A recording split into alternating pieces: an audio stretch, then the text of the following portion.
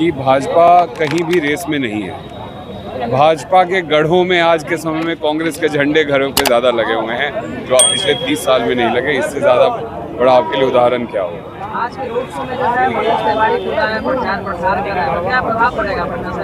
तो प्रचार वाली पार्टी है, प्रचार करती रहती है। प्रधानमंत्री भी आए थे, गृह मंत्री भी आए थे, 2-3 मुख्यमंत्री भी आए थे, 2-4 उप मुख्यमंत्री भी आए थे, दर्जन भर से ज़्यादा सांसद भी आए थे। प्रचार ही तो करते हैं। सरकार में बैठने के बाद भी सरकार का पूरा समय गंवा कर अगर कोई यहाँ पे आ गया, और दूसरे राज्य में महाराष्ट्र के चीफ मिनिस्टर का बिहार में कोई जगह नहीं है, कोई काम नहीं है, वो बस प्रचार करने आ रहे हैं और वहाँ की जनता को चूना लगा रहे हैं। तो प्रचार की पार्टी है, प्रचार करती है, आप इसमें क्या ही कहेंगे। बड़ा मेरा मोटिवेटर था, सबसे ज्यादा मुझे उसने आगे पुश किया, आगे बढ़ाया कि भाई अगर बदलाव चाहिए तो खुद उतरो। और वो रास्ता आसान नहीं था। एक मध्यम वर्गीय परिवार से आने के बाद आपको घर चलाने के लिए नौकरी करनी पड़ती है, MBA के लोन के बाद आपको नौकरी करनी पड़ती है।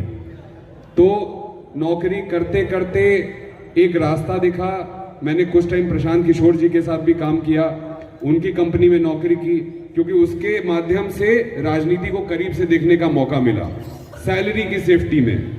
जब वो हो गया, 2-3 साल के बाद जब समझ में आ गया कि नहीं ये किया जा सकता है, तब मैंने अपना रुख, और जब मेरी जो मानसिक परिपक्वता है वो पूरी तरीके से आ गई, मुझे समझ में आ गया मेरी आइडियोलॉजी क्या है, तब मैंने डिसाइड किया कि कांग्रेस ही है जो मेरी सोच से, मेरी आइडियोलॉजी से, मेरी विचारधारा से सबसे ज्यादा मेल खाती है, और मैंने कांग्रेस की तरफ रुख किया। तो ये बहुत सोचा समझा स्टेप रहा है जीवन में हमेशा। और मैं आपको मजे की बात बताऊं, जब ये ठीक है चुनाव लड़ाना, जो दूसरे राज्यों में काम करना, ये काफी सालों तक चला, कांग्रेस के लिए भी 2.5 साल चला। उसके बाद जब पिछले साल मैंने मन बनाया कि मैं वापस आऊंगा, पटना आऊंगा, और यहाँ पे जो होगा आप खुद से करेंगे, अपनी जमीन बनाएंगे और काम यहाँ पे करेंगे। यहाँ पे आने के बाद जब मैंने लोगों को बताना शुरू किया, और यहाँ तक मुझे लगता है कि दिल्ली में भी जो लोग थोड़े राजनीतिक अपनी जानकारी रखते हैं, उनको जब बताना शुरू किया कि चुनाव लड़ना है, उसकी तैयारी करने जा रहा हूं, 90% लोग मेरे पीठ के पीछे हंसते थे कि 30 साल का 7 बार का विधायक सामने खड़ा है, 30 साल से भाजपा नहीं हारी है जिस सीट से, वहां पे तुम चुनाव लड़ने जा रहे हो, और वो भी तुम्हारे ही जात का नेता है।